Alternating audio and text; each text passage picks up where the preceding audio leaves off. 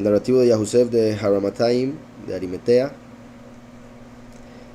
Dice aquí, narrativo de Yahusef de Haramataim, que rogó el cuerpo del soberano, el cual también él trae adentro,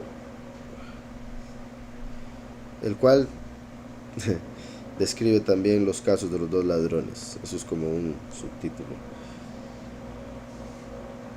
Y dice, capítulo 1, yo soy Yahusef de Haramataim, quien rogó de Pilatus el cuerpo del soberano Yahushua para entierro.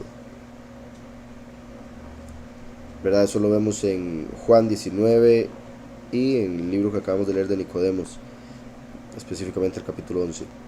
Y quien por esta causa fue guardado, confinado en prisión por los homicidas.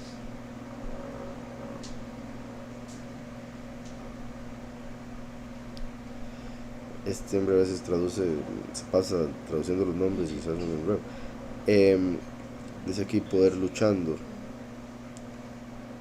Segundo para verlo en la otra traducción. Yo soy José de Arimetea, el que pidió a Pilato el cuerpo del soberano Yahushua para sepultarlo y que por este motivo se encuentra ahora encadenado y oprimido por los judíos, asesinos y refractarios de Yahweh. Para los que luchan contra el poder de Yahweh es lo que quiso decir el otro, imagino. Asesinos y refractarios de Yahweh, quienes además, teniendo en su poder la ley, fueron causa de tribulación para el mismo Moshe. Y después de encolerizar al legislador y de no haber reconocido a Yahweh, inmolaron al hijo de Yahweh, cosa que quedó bien de manifiesto a los que conocían la condición del inmolado. 7 días antes de la pasión de Mashiach, ¿verdad?, de la muerte de Mashiach, fueron remitidos al gobernador Pilato desde Jericó 2 ladrones, cuyos cargos eran estos. A ver un momento ese verso anterior, antes de los cargos. Decía, y quien por esta causa fue guardado, confinado en prisión por los homicidas, ¿verdad?, los homicidas de Mashiach, quienes luchan contra el poder, los Yehudim, que también guardándose hacia la ley, ¿verdad?, obviamente la ley según la letra, según el error de los mandamientos de hombres, se han, mediante Moshe mismo, vuelto compartidores en persecución y habiendo provocado al legislador de ellos a la ira. Claramente, bueno, por las diferencias de la traducción se pueden entender diferentes cosas aquí. Entonces, ya que estoy aquí en este, voy a leer este, después me devuelvo al otro para ver cómo se podría entender. Entonces decía, mediante Moshe mismo, vuelto compartidores en persecución y habiendo provocado al legislador de ellos a la ira, y no sabiendo que él era el poderoso, le crucificaron a él e hicieron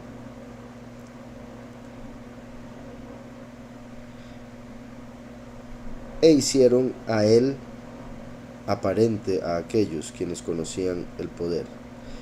Básicamente hicieron que él fuese,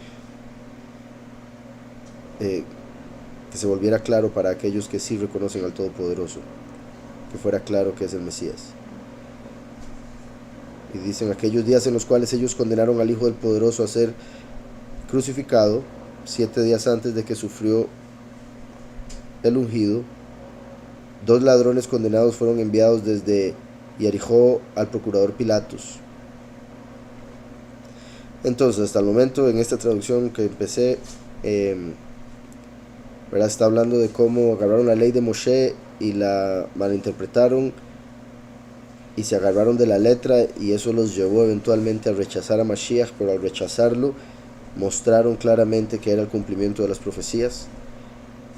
Y está por contar qué fue lo que sucedió con esos 2 ladrones días antes de que fueran colgados con Mashiach. Ahora, la otra traducción parece indicar que más bien desde el tiempo de Moshe, ¿verdad?, que decía, quienes además, teniendo en su poder la ley, fueron causa de tribulación para el mismo Moshe, ¿verdad?, como dando a entender que estos fariseos, los que rechazaron a Mashiach, eran descendientes de los mismos que causaban problemas en el desierto a Moshe. Y después de encolerizar al legislador y de no haber reconocido a Yahweh, inmolaron al hijo de Yahweh.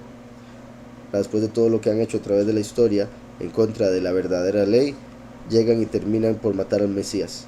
cosa que quedó bien de manifiesto a los que conocían la condición del inmolado, ¿verdad? Lo cual se reveló a los que verdaderamente le creían. 7 días antes de la muerte de Mashiach fueron remitidos al gobernador Pilato desde Jericó 2 ladrones cuyos cargos eran estos. Entonces dice, el primero, llamado Gestas, solía dar muerte de espada a algunos viandantes, mientras que a otros les dejaba desnudos y colgaba a las mujeres de los tobillos cabeza abajo para cortarles después los pechos.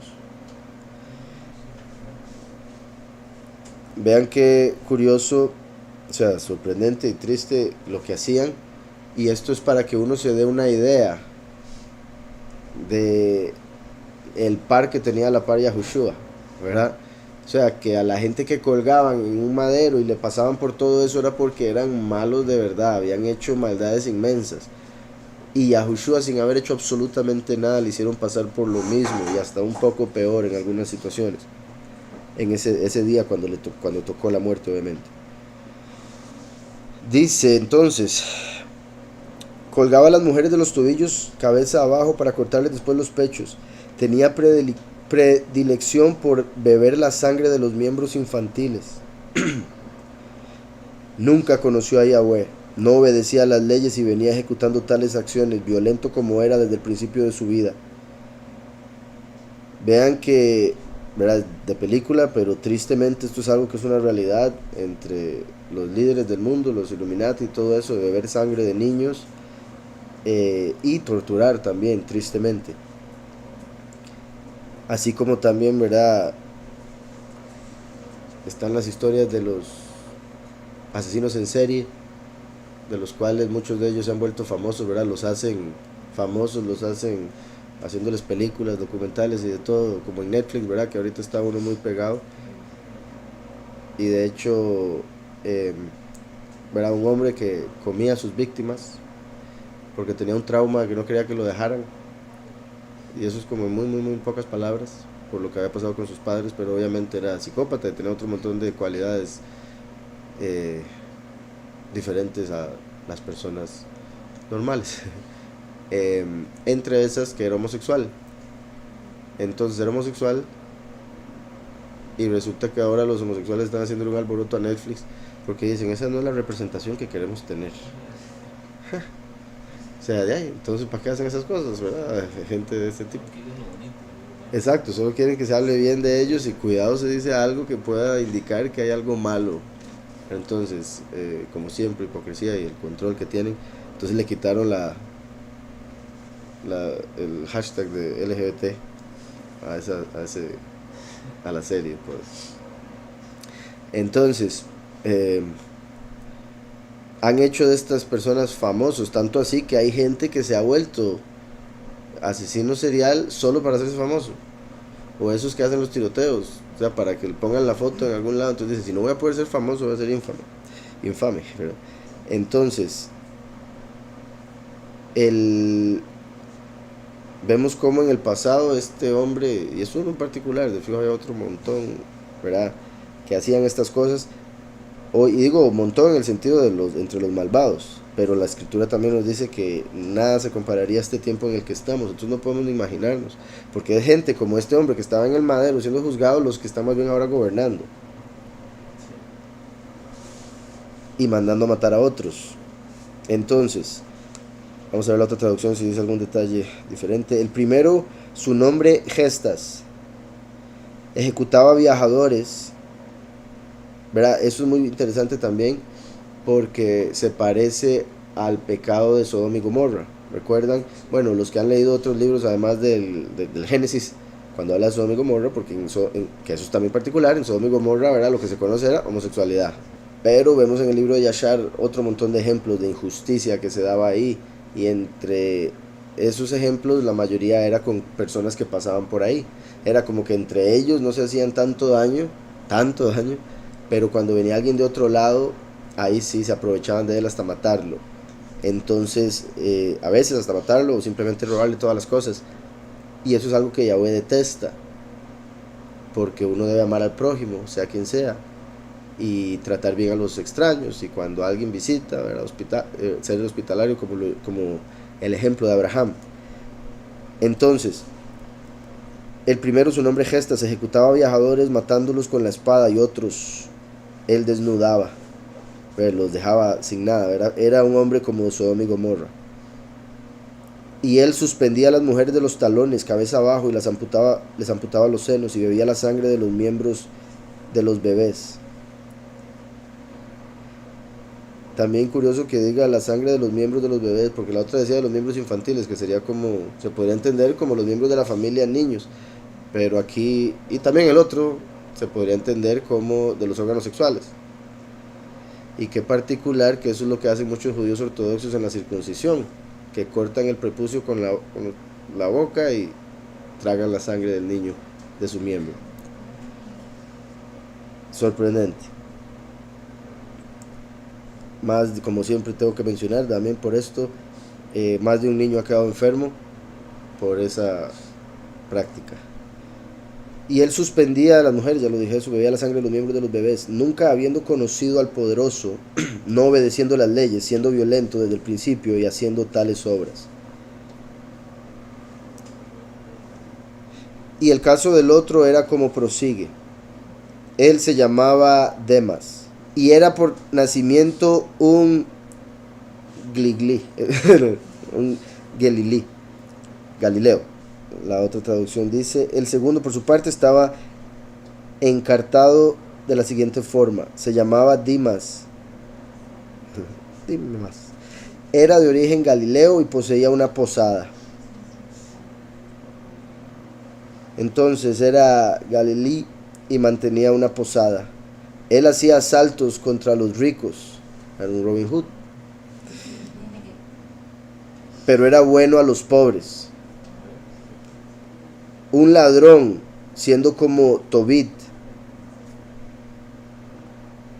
un apodo de Robin Hood, yo creo. Curioso este Tobit. Tal vez después lo podemos leer también, porque hay unos detalles ahí interesantes que se pueden sacar, proféticos. Curioso que mencione Tobit, porque Tobit se conecta con el último, el cual viene como ladrón en la noche. Tobit es de Tov, en realidad es Tobiyá, o bueno, en otras ocasiones aparece como Tobiyá, o el bien de Yahweh, el bueno de Yahweh. Entonces, interesante ese aspecto, porque viene como ladrón en la noche y vemos que este era bueno con los pobres y estaba quitándole a los ricos. Ahora, eso no quita, es ladrón, ¿verdad? Está mal, pero entre lo malo es lo mejorcito que puede haber. Por eso lo colgaron, porque le estaban robando los ricos. Exacto, buen punto, ¿verdad? Esa fue una de las razones por las que lo terminaron colgando a la par de un hombre tan malo como el que le cortaba los senos a las mujeres y se veía la sangre de los niños, como si fuera un crimen similar. Obviamente no lo es. Repito, está mal robar completamente, ¿verdad? Que quede claro. Simplemente en el error, cuando uno no entiende que hay que hacer el bien sin importar que hay que continuar haciendo el bien aunque no vea recompensa, cuando no se entiende eso y uno está en el error, esto es lo mejorcito que se puede llegar a entender. Voy a usar el mal que puedo hacer para traer un bien. Obviamente siempre va a terminar en mal, y eso es lo que no se entiende en el error. Entonces decía, un ladrón siendo como Tobit, porque él enterraba los cuerpos de los pobres. Y él dedicó su esfuerzo a robar a la multitud de los Yehudim. Y robó la ley misma en Jerusalén, ¿verdad? O sea, la Torá. Se robó la Torá. Interesante, porque el último que viene como ladrón en la noche llega y le quita la Torá. ¿Se acuerdan el ejemplo de Sansón? Cuando agarra el panal de miel del león muerto. Eso representa quitarle la Torá a Satanás, que es el que le daba la interpretación a los judíos. Vemos aquí ahora que se robó una Torá del hombre. Voy a ver la otra traducción porque está interesante. Se llamaba Dimas, era de origen galileo y poseía una posada, atracaba a los ricos, pero a los pobres les favorecía. Aún siendo ladrón se parecía a Tobit o Tobías, pues solía dar sepultura a los muertos. La otra dice a los pobres, ¿verdad? Que el punto es, como no podían ellos, ¿verdad? Los que dejaban así fuera, los que no tenían quien los enterraran y les dieran ese honor, entonces él aprovechaba y les daba ese honor. Y eso es interesante porque el que está escribiendo Yosef de Arimatea, quien le dio sepultura a Yahushua. Entonces de fijo se identificaba con ese otro hombre y decía, qué bendición él, que a pesar de ser ladrón hace esas cosas, o hacía. pues solía dar sepultura a los muertos, se dedicaba a saquear a la turba de los judíos, robó los libros de la ley en Jerusalén, dejó desnuda a la hija de Caifás. O sea, el punto, como decía, ¿cómo la llegó a dejar desnuda? ¿Por qué ella habría llegado hasta ese punto? Quizá no era una mujer de muy o sea, tal vez era muy hipócrita, daba una cara diciendo otra, y él lo mostró de esa manera, dejándola en algún momento desnuda. O sea, como al pueblo lo dejó desnudo de la ley, que era lo que los protegía. Muy buen punto, sí. Robó los libros de la ley en Jerusalén, que repito, como Sansón cuando le quita al león el panal de miel, como el último que agarra la Torá y la interpreta según la Ruach, diferente completamente a como la interpreta el mundo. Robó los libros de la ley en Jerusalén, dejó desnuda a la hija de Caifás, dejó desnuda a la congregación apóstata, la dejó desnuda de la escritura, de la enseñanza, ¿verdad? Que se vieran sus vergüenzas. Que era a la sazón sacerdotisa del lugar apartado, y sustrajo incluso el depósito secreto colocado por Shlomo. Tales eran sus fechorías. Sí, dice aquí, y desnudó a la hija de Calefa, quien era sacerdotisa del lugar apartado, y quitó afuera de su lugar, bueno, aquí dice del santuario, y hay un comentario, dice, Sanctus, Sanctus son nombres aplicados al adversario Satán. Sanctus y Sanctus son nombres aplicados al adversario Satán, y lugar puro se traduce mal al santuario. Sin embargo, ya que el templo material falso no es de Yahweh Yahushua, sino del adversario, es apropiado permitir que se continúe a aplicar a lo que no es un lugar puro en el templo falso material de sus adoradores. Lo que está diciendo es que puso santuario porque se refiere al lugar donde estaba la presencia maligna, entonces sí lo dejó. Y quitó fuera de su lugar el depósito misterioso, secreto, que fue puesto ahí por Shlomo. Comentario aquí dice, el templo falso material tenía demonios embotellados. Recuerdan que hemos hablado de esto, de lo que llaman los genios de la botella. Vienen de estas botellas o envases en los cuales encerró Shlomo demonios, espíritus malignos. Exacto. Dice, el templo falso material tenía demonios embotellados, como el concepto de genio en una botella, escondido adentro de su lugar más privado para empoderar el engaño de hacer que fuego baje desde el cielo para consumir ofrendas de animales requeridas por el adversario, como un paralelo del hecho de que el enemigo es el que va a hacer descender fuego del cielo para consumir el sacrificio, que en realidad son los dos testigos. Entonces, qué curioso este comentario. Escondido adentro de su lugar más privado para empoderar el engaño de hacer un fuego que baje desde el cielo para consumir ofrendas de animales requeridas por el adversario. Dice, los demonios en estas vasijas fueron conjurados y controlados por Shlomo mediante el... Vean, que este comentario me parece muy... O sea, es que este comentario la verdad no recuerdo haberlo leído. Si es cierto lo del lugar secreto, si es cierto lo de los demonios embotellados. Al menos no recuerdo este comentario, o no he visto en otro lado, de que eran usados para traer el fuego que hacían los sacrificios. La verdad no me sorprendería, entonces por eso lo sigo leyendo y me parece muy interesante. Y esto también, porque dice, los demonios en estas vasijas fueron conjurados y controlados por Shlomo mediante el nombre de Yahushua, al cual él conocía de su padre biológico David. Recuerden, se habla de que Shlomo tenía un anillo y era con ese anillo con el que controlaba todo. Ahora, según este comentarista, sería por el mismo nombre Yahushua que David le había revelado, que tenía esta clave de reconocimiento. Shlomo usó estos efectos para engañar a todo el mundo y recibir enormes ganancias de oro material. Y con respecto a esto, y por eso sí me lo dice, vea Josefo Antigüedades 8, capítulo 4, versos 3 y 4. Dice aquí, es curioso cómo ese ladrón, el que se arrepintió en el libro de Nicodemo, cuando él entró al paraíso, lo vieron con apariencia de ladrón, con la señal del madero, de la taf. Muy buena, Daniel, sí. ¿Verdad? Como lo que hablaba, que puede representar al último, el ladrón de la par, porque viene como ladrón en la noche, cometió sus errores, pero por estar en el error mismo, que no entendía cómo es la justicia en este mundo. Hay otro punto que mencionaron ahora, una cualidad similar. Se parecía a Tobías, Tobías es una representación del último. Recuerden que Tov es bueno, por eso cuando Yahushua lo llamaron bueno, él rechazó ser esa persona, ese cumplimiento. Y sí, venía con la señal de la Tav al paraíso. Muy buen punto. Y es como si hubieran entrado el primero y el último. Y curiosamente estaba el último primero, ¿verdad?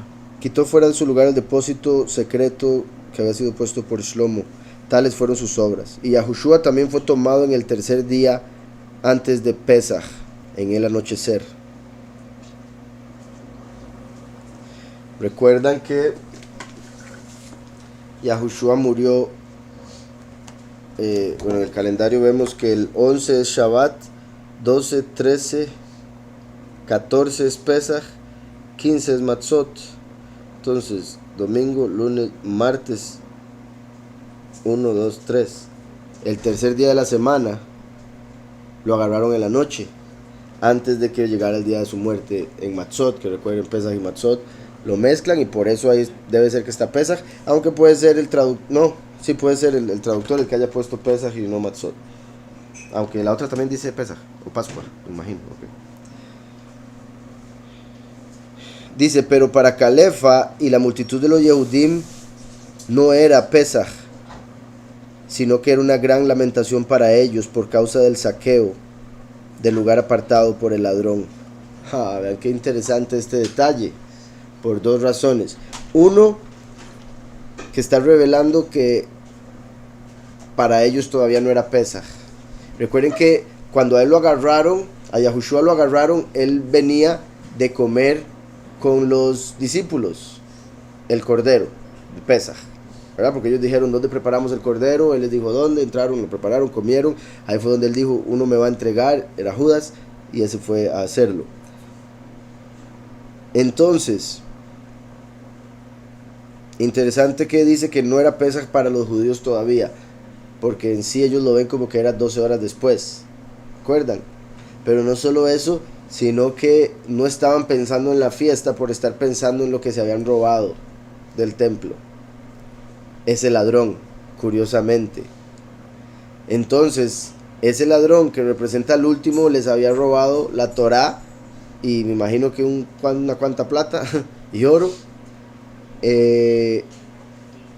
cuando ellos deberían estarse preparando para Pesaj, y eso tenía a todos con la cabeza en otro lado. Y la multitud de los Yehudim no era, dice, pero para Calefa y la multitud de los Yehudim no era Pesaj, sino que era una gran lamentación para ellos por causa del saqueo del santuario, dice aquí, por el ladrón.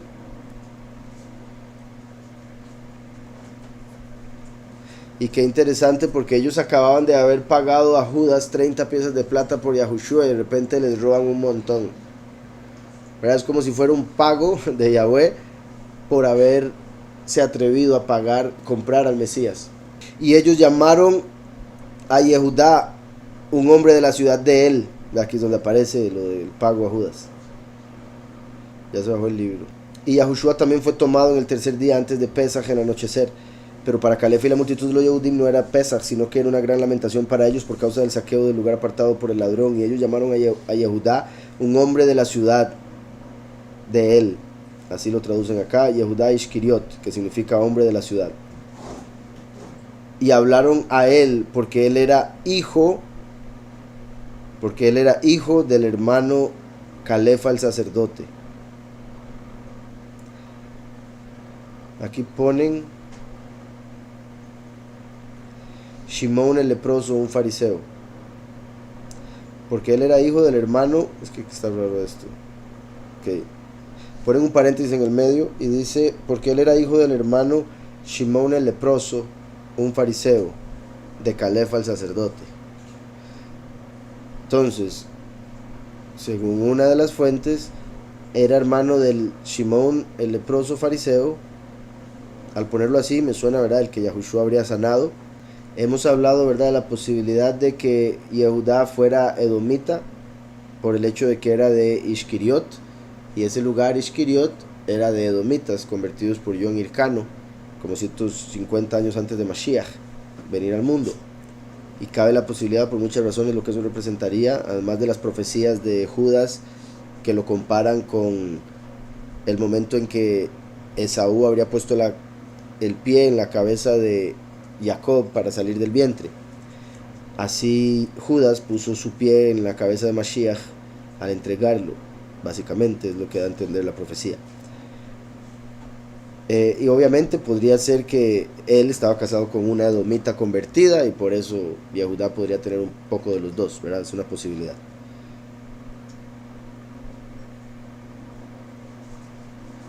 Ahora, si fuera, así era hijo del hermano de Calefa, entonces era sobrino de Calefa, que era como el sumo sacerdote, ¿verdad? Qué sorprendente. Nada raro que haya sido infiltrado desde el principio, ¿verdad? Si era familiar de Calefa, sobrino de Caifás. Y por eso Yahushua, ¿verdad? Siempre supo quién era y él dijo, y uno de ustedes es el diablo que él había escogido. Y Judas siempre haciéndose el madre cuando decía esas cosas, Yahushua.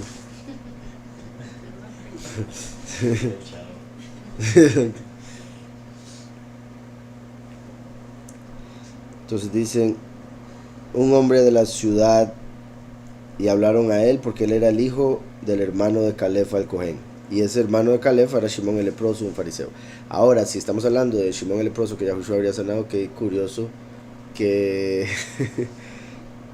que Judas terminase entregándolo después de haber sanado a su papá de lepra. Exacto, peor el castigo que merecería. Vamos a ver cómo lo dice la otra traducción. Fue detenido así mismo Yahushua a la tarde del día 4 antes de Pesach. Ok, aquí lo ponen un poco diferente, ¿verdad? Fue detenido así mismo Yahushua a la tarde del día 4 antes de Pesach. Está raro porque todavía no lo habían detenido ahí.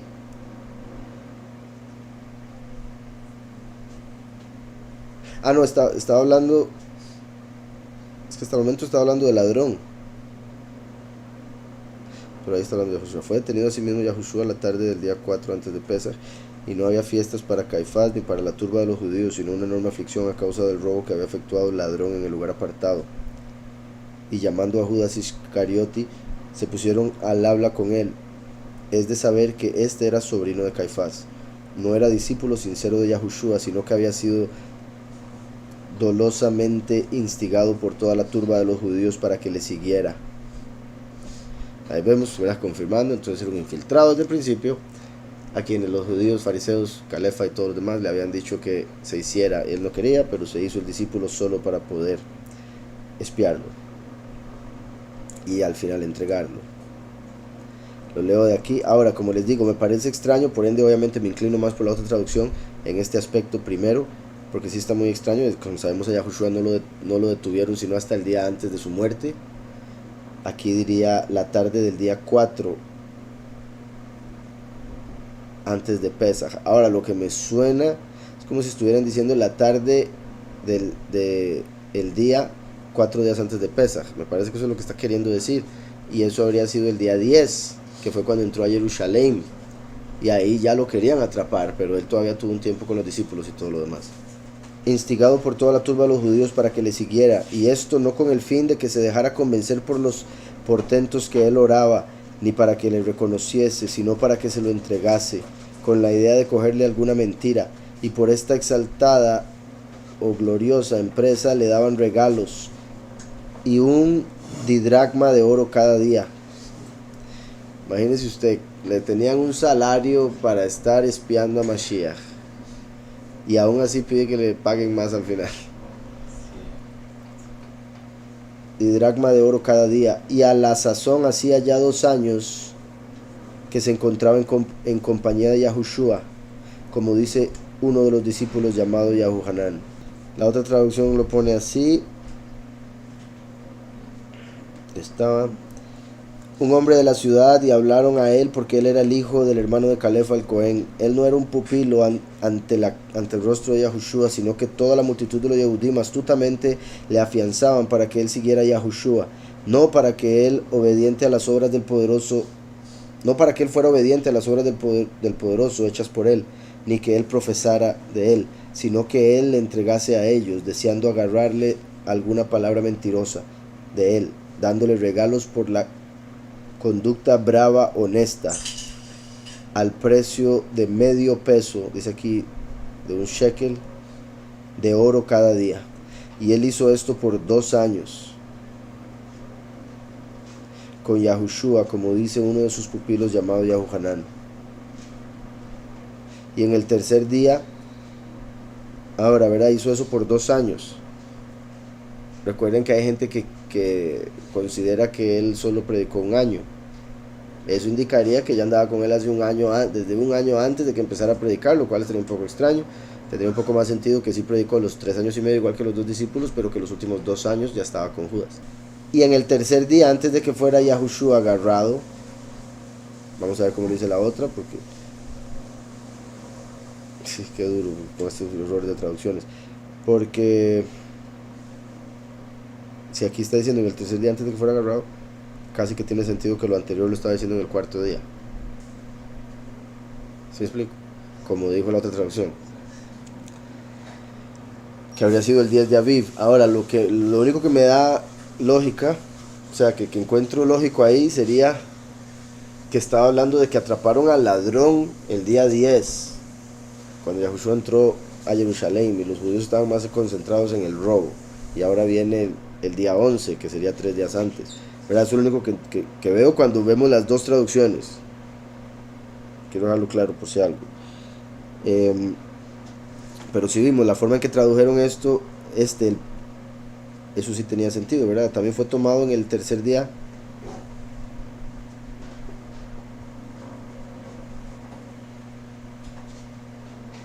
Ok, sí, porque lo había... Ok.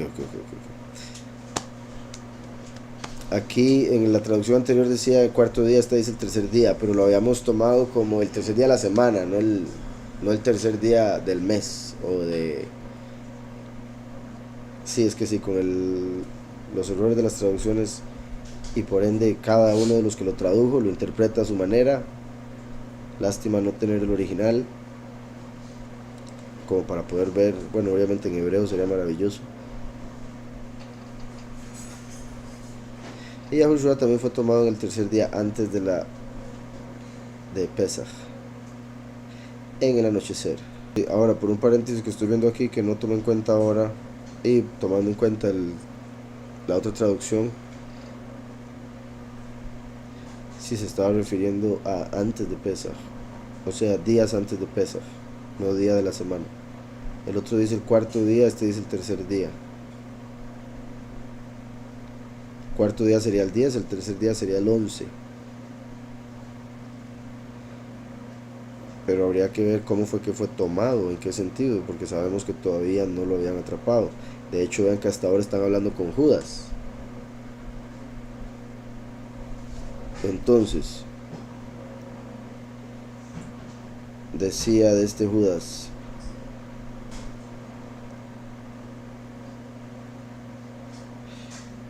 y él hizo esto por 2 años con Yahushua, como dice uno de sus pupilos llamado Yahuhanán.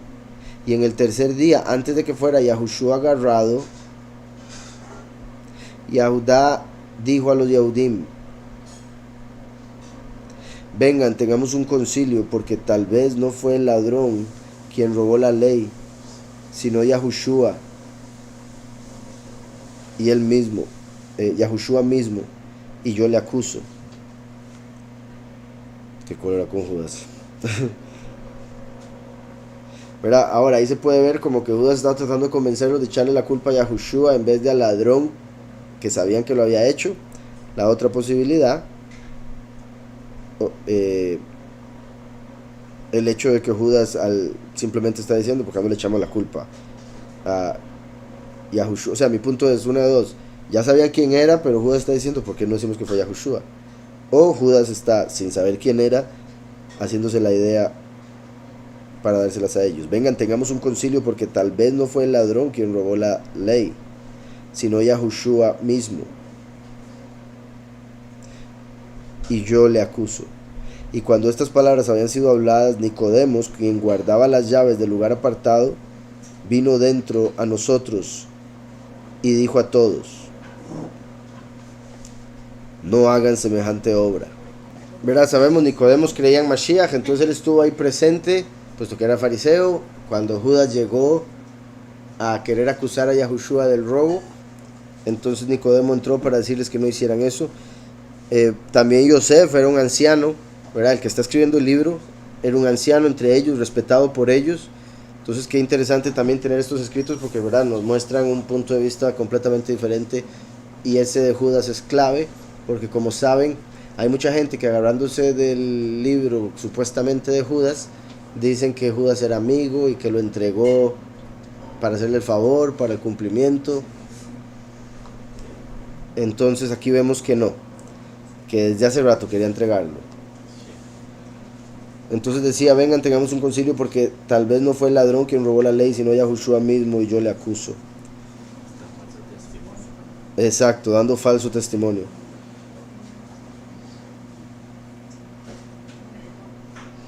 Ve aquí, es que sí, por eso me extraña tanto. Vean en esta traducción, la otra, que parecía que había dicho que ya lo habían detenido. Y fue detenido asimismo Yahushua a la tarde del día 4 antes de Pesach. Pero un capítulo después, un verso después dice, y 3 días antes de que fuera detenido Yahushua. Yo creo que por eso es que en la otra traducción aquí lo ponen como si hubiese sido el 8 de Aviv. 3 días antes del 11. Es 3 días antes de Pesach. Pero vuelvo y repito, Yahushua estuvo afuera como para poder ir a comer con los discípulos. Entonces, le leo aquí. Y 3 días antes de que fuera detenido Yahushua, dijo Judas a los judíos, pongamos el pretexto de que no fue el ladrón quien sustrajo los libros de la ley, sino Yahushua en persona. Yo mismo me comprometo a ser de acusador. Mientras esto se decía, entró en nuestra compañía Nicodemo, el que tenía a su cargo las llaves del lugar apartado, y se dirigió a todos diciendo, no llevéis a efecto tal cosa. Es de saber que Nicodemo era más sincero que todos los judíos juntos. Mas la hija de Caifás, llamada Sara, dijo a voz en grito. Qué raro. Tenía que seguir gritando. Pues él ha dicho delante de todos contra este lugar apartado, soy capaz de destruir este templo y de levantarlo en 3 días. A lo que respondieron los judíos, te damos todo nuestro voto de confianza, pues le tenían como profetisa. Y una vez celebrado el consejo, fue detenido Yahushua. Apartado, yo soy capaz de destruir este templo y en 3 días levantarlo. Los Yehudim dijeron a ella, tú tienes crédito con todos nosotros. Porque ellos la consideraban a ella como una profetisa, y aseguradamente luego de que se había hecho el concilio, Yahushua fue agarrado. Ok, esperemos, ¿verdad? Porque aquí sigue poniendo fechas que, bueno, digo esperemos en el sentido de lo que me imagino es que lo van a soltar y después lo van a volver a agarrar, ¿verdad? Ok, porque sí está dando por un hecho que lo agarraron inmediatamente después de ese concilio. Y esto porque hace mucho que leí este libro, hace años, yo creo ya como una década.